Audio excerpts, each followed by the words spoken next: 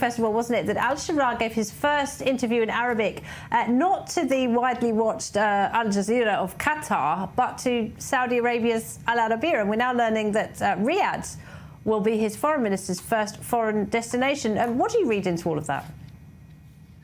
Thank you for having me. It turns out that Ahmad al-Shara is a great political strategist. He understands the needs of Syria at this point, and he wants, he wants to rebuild Syria. That is where all the, funding is going to come from. It's going to come from Saudi Arabia and Gulf countries. So he's saying the right things. He's acting like a secular, savvy strategist here, and saying all the right thing to the international community and to the Arab world, who have a great deal of sympathy with the Syrian people. And anything that this man does is considered an improvement over what they have had for over 50 years of the dictatorial regime in Syria.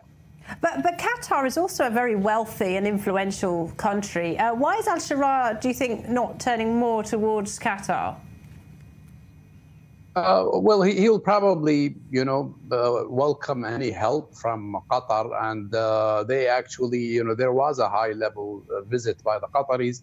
However, there is a little bit of division and friction among the Islamists in the Arab world today.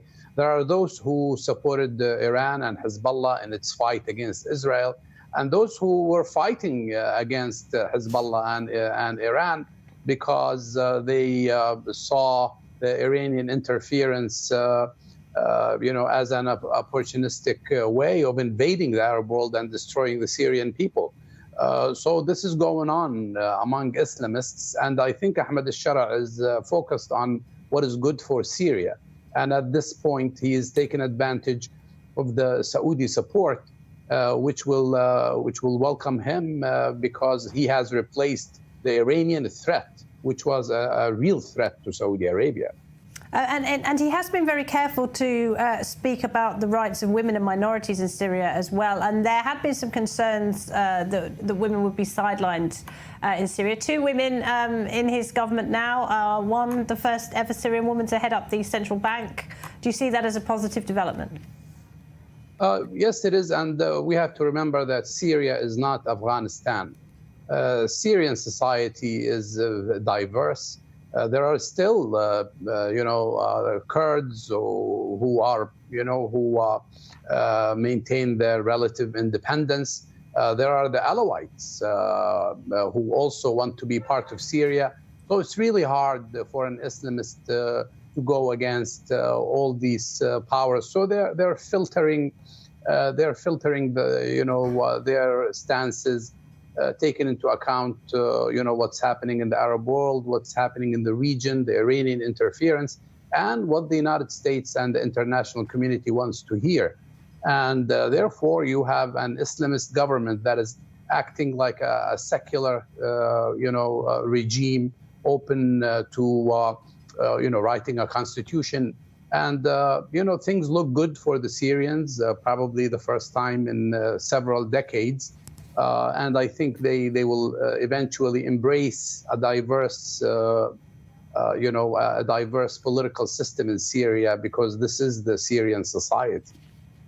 Meanwhile, a high-profile arrest, Nasir. This is the son of the founder of the Muslim Brotherhood, al-Zarqawi.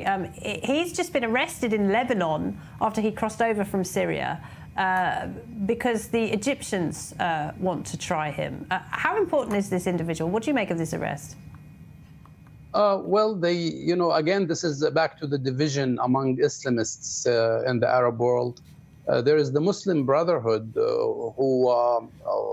who basically trying to start a revolution in Egypt, and Al-Qaradawi, who is a leading figure in the Muslim Brotherhood, and in the Qatari branch of Islamists, they believe that they want to latch on to the Syrian situation. They want to say this is actually a victory for Islamists, regardless of the division that exists among the Islamists these days. So they want to latch on to that. However, that runs, again, counter to what Ahmad al-Shara is trying to accomplish, which is a block against Iran with the help of Saudi Arabia. And that is exactly what Syria needs at this time. They need reconstruction, and they want to stay away from instigating Saudi Arabia and Egypt. Nasir, great to talk to you as always. Dr. Nasir Al-Amari, thank you very much indeed. Thank you. Well, Ruth Wasserman-Land has joined us in the studio. She's a former member of the Knesset. She's now at the Misgav Institute for Strategic Affairs, and she's a former diplomat in Egypt as well. Good to see you, Ruth, as always. Just give us your sense then of the developments in Syria and how that affects the wider region. I think with Syria, one needs to tread very, very cautiously. Al-Julani is an Islamist. He was an Islamist, and he declaratively also remains one. He rightfully says that now is the time to focus on rebuilding Syria, and that the Syrian people are tired of war. And that is a very smart strategic move that he makes, first and foremost towards the West, in order to be taken off the sanctions list, and second of all in terms of foreign investments, including by Saudi Arabia and other factors in the neighborhood. However, it's very, very worrying, not only to the minorities within Syria, but to other countries that fear, exactly as the former speaker had said, the Islamist rise within their own country. For example, Egypt, which is very, very strongly and adamantly against the Islamists within their own country, the Muslim Brotherhood. They are very stringent with their laws, and they keep them under surveillance all the time. Likewise with Jordan, likewise with Saudi Arabia, with the United Arab Emirates, with all of the countries in the region, basically, that are his need, Abu Julani's need, for a coalition against Iran. And it remains to be seen how he balances... Qatar can't be part of that coalition, do you think? Well, Qatar is a very complicated issue because Qatar is the owner of Al Jazeera. Al Jazeera is the stirrer of anti-regime sentiments amidst the Muslim Brotherhood. This is exactly the element which is trying to stir up the Muslim Brotherhood, the Hamas, and like-minded Islamists throughout the Arab world. And Qatar was, if you remember correctly, it was completely ousted from the Arab League and the Arab world. Only recently was it welcomed back for several reasons, part of which is the anti-Iranian axis. So Qatar, it also remains to be seen because it is viewed by Egypt and other countries with a lot of caution and a lot of suspicion. It's not the Arab world as one bloc. There are many, many underlying tensions. Many competing currents, absolutely. Ruth, for now, thank you very much indeed. Ariel, you're going to leave us, I believe. Thank you very much to you as well. Well, with